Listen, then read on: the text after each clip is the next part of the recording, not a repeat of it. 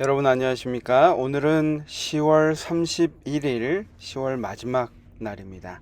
둘째 날 십자가의 서문이라는 제목으로 함께 말씀을 연구하도록 하겠습니다. 다 함께 기도하고 시작하겠습니다. 감사하신 아버지 하나님, 이 시간, 이 새벽 시간 주님께 우리의 마음을 드리고 또 우리의 생각과 또 우리 오늘의 계획을 주님께 온전히 드리기를 원합니다. 주님께서 이 시간 좌정하셔서 우리의 말씀의 연구 시간에 함께 하셔서 우리가 이 시간을 통하여 주님께 우리의 마음을 온전히 내려놓고 우리의 주권을 주님께 드리는 귀한 시간 되도록 인도하여 주시옵기를 예수님의 이름으로 간절히 기도합니다. 아멘. 네, 오늘은 십자가의 서문이라는 제목인데요. 우리가 성경절을 미리 좀 찾으셨으면 좀 더 도움이 될 것 같고, 아직 찾지 못하셨으면 제가 일부를 좀 읽어드리도록 하겠습니다. 시작하는 말씀은 이렇습니다. 예수님께서 자신의 고난과 죽음에 관해 말씀하셨을 때 제자들은 어떻게 반응했으며 그들의 반응은 성경을 오해하는 것의 위험에 대해 우리에게 무엇을 가르쳐 주는가? 오늘 우리가 이 성경 연구를 하면서 꼭 기억해야 할 것이 있습니다. 때로는 우리가 하나님의 말씀을 오해함으로 우리가 가져오는 고난들이 있다는 것입니다. 하나님께서 그걸 원하지도 않으시고 그렇게 우리가 할 필요도 없지만 우리가 하나님의 말씀을 오해함으로 겪게 되는 일들이 있다는 것입니다. 예를 들면 하나님에 대해서 오해함으로 무서운 하나님, 두려움의 하나님으로 인식함으로써 우리의 율법에 대해서 그 율법이 우리를 보호하는 것임에도 불구하고 그 율법을 가지고 그것을 해결하기 위해서 때로는 우리가 종교개혁 시대에 있었던 것처럼 다른 행위로서 구원을 얻으려고 하는 그런 노력을 기울이는 것입니다. 그런 것들이 한 가지 예가 아닐까 생각해 보는데요. 우리의 생활에서도 그러한 것들이 사실 있을 수 있습니다. 우리 시골 생활에 있어서도 그렇고요. 또 우리 신앙 생활에 있어서 안식일 문제도 그렇습니다. 여러 가지 것들이 있는데 우선 마태복음 16장 21절부터 23절 말씀을 제가 세번역 우리말 성경으로 좀 읽어보도록 하겠습니다. 그때부터 예수께서는 자신이 마땅히 예루살렘에 올라가서 장로들과 대제사장들과 율법학자들의 손에 많은 고난을 당해야 할 것과 죽음을 당했다가 3일 만에 다시 살아나야 할 것을 제자들에게 드러내기 시작하셨습니다. 그러자 베드로는 예수님을 붙들고 거칠게 소리 높였습니다. 주여, 절대로 안 됩니다. 그런 일이 주께 일어나서는 절대로 안 됩니다. 예수께서 베드로를 돌아다 보며 말씀하셨습니다. 사탄아, 내 뒤로 물러가거라. 너는 나를 넘어뜨리는 걸림돌이다. 내가 하나님의 일은 생각하지 않고 사람의 일만 생각하는구나.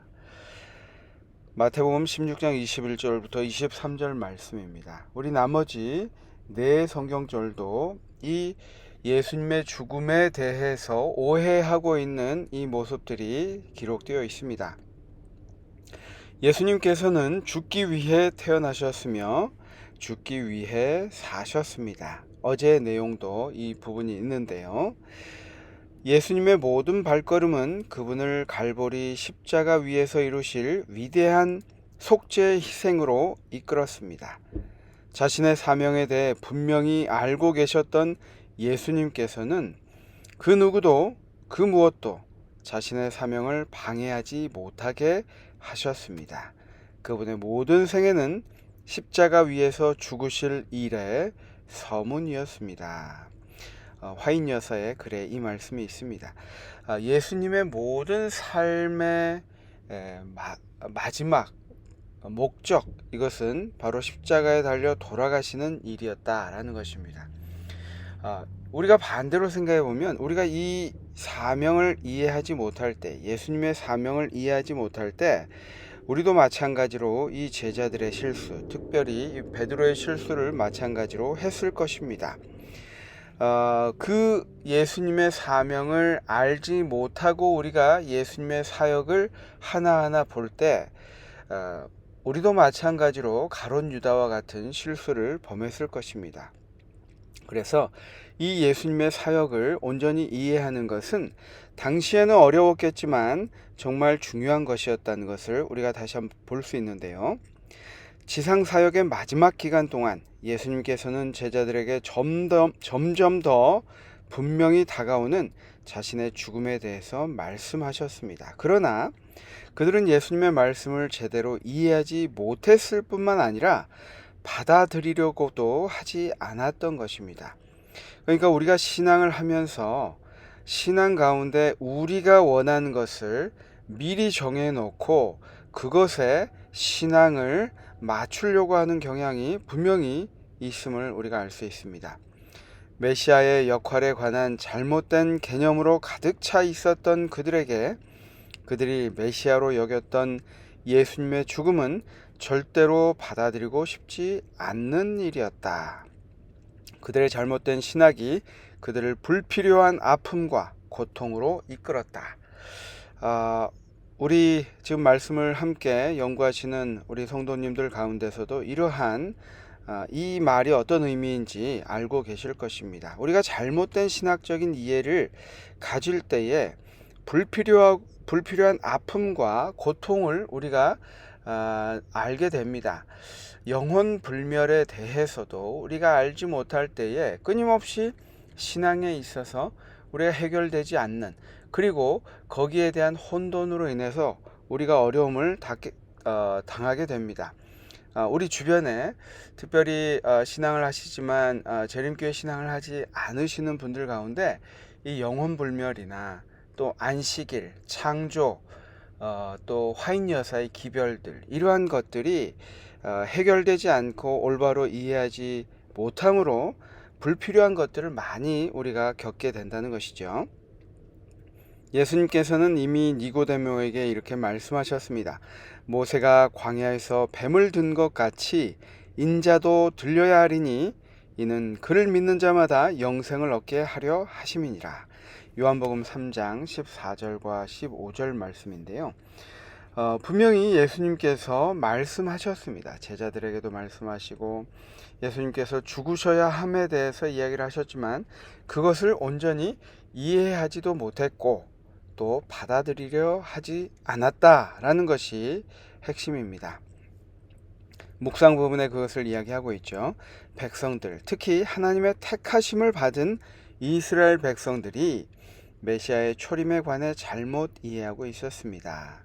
오늘날 존재하는 예수님의 재림에 관한 잘못된 이해는 어떤 것들이 있을까요? 제가 그 전에 좀 언급을 드리긴 했지만 특별히 하나님을 믿는 백성으로서 이러한 오류에 빠지기 쉽다는 것입니다. 왜냐하면 메시아로 오신 예수님이 그 역할이 우리가 기대하는 것과 다르다는 것을 알지만 인정하지 않고 받아들이지 않은 경우가 바로 이스라엘 민족의 경우이죠. 그런 상황이 우리 삶 속에서도 있다는 것입니다. 우리의 이익과 관련된 것들, 때로는 우리의 가족과 관련된 것들, 여러 가지 면에서 그런 것들이 있을 것입니다. 빌립보 가이사랴 지방에 계실 때 예수님께서는 제자들에게 자기가 예루살렘에 올라가 장로들과 대제사장들과 서기관들에게 많은 고난을 받고 죽임을 당하고 제3일에 살아나야 할 것을 말씀하셨습니다. 갈릴리 가운데로 조용히 지나가실 때, 그리고 마지막으로 예루살렘을 향해 가실 때 예수님께서는 다시 한번 제자들에게 자신의 죽음과 부활에 관해 말씀하셨습니다. 하지만 그 말씀이 자신들이 원하는 것이 아니었기 때문에 제자들은 듣지 않았고 또 우리도 얼마나 이렇게 쉽게 같은 실수를 범하고 있는가 교과에서 이야기하고 있습니다. 우리가 하나님을 신실히 믿고 따르는 것 중요하지만 거기에 우리의 기대를 충족시켜 주시는 그것을 바라고 믿음을 갖는 그러한 경우가 우리에게 있지 않는가 한번 생각해 볼 필요가 있다는 것입니다. 그리고 더욱이 그것이 하나님의 뜻과 일치하지 않는다면 때로는 세상 속에서 우리가 얻고자 하는 것들, 자식을 통해서 이루고자 하는 것들, 또 내가 교회 생활에서 내 지위와 또 내 신앙 연수와 관련해서 내가 좀 더 욕심을 부리는 것들, 이러한 것들이 혹시 내가 기대하고 있는 예수님, 교회에 대한 잘못된 견해가 되지 않을까 생각을 해봅니다. 영감의 교훈에는 이렇게 이야기하고 있습니다. 예수님의 말씀을 이해하지 못했던 제자들이라는 제목인데요. 그리스도께서 십자가에 못 박히셨을 때 제자들은 그분께서 부활하시리라는 것을 믿지 않았다. 그분은 제3일에 부활하리라고 분명히 말씀하셨으나 그들은 혼란하여 그분이 뜻하신 바를 알지 못하였다. 이와 같이 이해력이 없었으므로 그들은 그분이 운명하셨을 때 완전한 절망에 빠졌다. 그들은 처절하게 낙심하였다. 사도행전의 말씀입니다. 이렇게 우리가 하나님의 뜻을 우리의 기준으로 또 우리의 이해와 관련하여 하나님의 뜻을 오해하거나 그 뜻을 온전히 이해하지 못할 때 큰 혼란에 빠질 것임을 이야기하고 있습니다. 우리가 예언 해석에 있어서도 이러한 부분을 잘 이해해야 할 것입니다.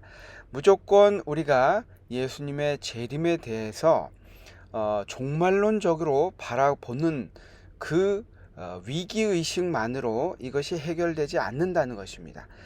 하나님께서 정하신 기간이 있고 그 기간을 통하여 예수님께서 다시 오실 것입니다. 그리고 그 이전에 개인적인 종말이 분명히 있을 수도 있습니다. 하지만 우리가 그러한 두려움을 가지고 하나님을 믿게 하는 그런 신앙관을 가질 때 어떻게 보면 우리가 오래전에 재림교회 신앙 초기 지도자들이 겪었던 그런 것들처럼 우리에게도 그런 실망이 닥칠 때가 있다는 것입니다. 그래서 기도 부분을 읽고 우리가 마무리하도록 하겠습니다. 예수님을 믿고 따른다는 것의 참된 의미를 제대로 깨닫고 싶습니다. 그저 이 땅에 복받기 위해 신앙하는 것이 아니라 예수님께서 가셨던 십자가의 길을 따라가며 하늘에서 누릴 영원한 생명을 위해 준비하는 그러한 삶을 살게 해 주시옵소서라고 기도하고 있습니다. 그러면 오늘 배운 내용을 기억하시면서 다 함께 기도하시겠습니다. 사랑의 아버지 하나님, 우리가 주님을 위하여 열심히 산다고 하지만 그 열심 중에 우리의 욕심과 우리의 이해관계와 우리의 사사로운 것들이 얽히지 않도록 주님 도와주시고 순수하게 하나님의 뜻에 순종하며 따라가는 오늘 우리의 삶이 되도록 주님 인도하여 주시옵소서. 모든 말씀 예수님의 이름으로 간절히 기도합니다. 아멘. 감사합니다. 오늘 하루도 행복하고 또 주님 안에서 승리하시는 하루 되시기 바랍니다. 내일 뵙겠습니다. 감사합니다.